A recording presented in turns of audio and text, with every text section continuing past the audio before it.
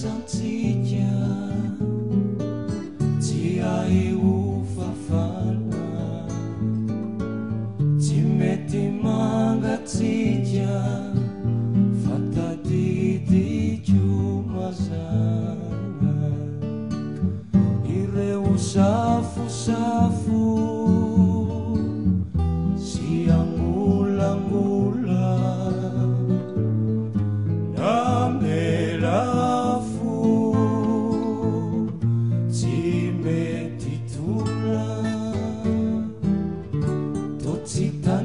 saina nimeritreritra fa ianao lainolalaina mitampy fiantratranolokafa. Ireo teny mameko averinao azy aizy reny tamiko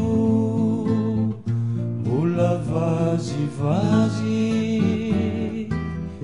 izaho nona mafy ny afano mijinja izaho ndray no miafy fa nilaozanao nifindra. Natao lambatonta na tsy pitoro vidamba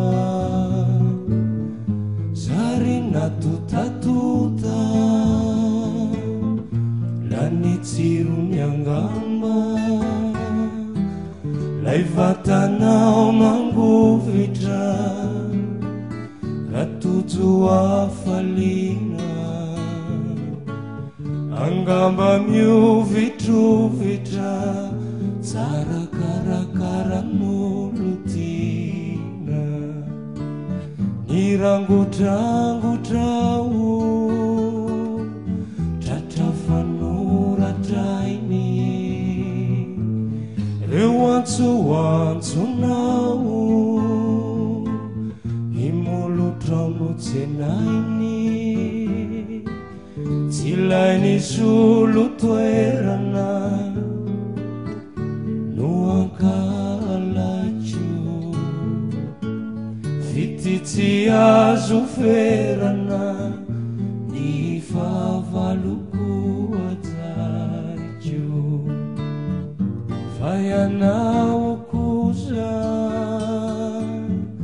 mbola antenaina mbola tsy afatrosa zaho vedea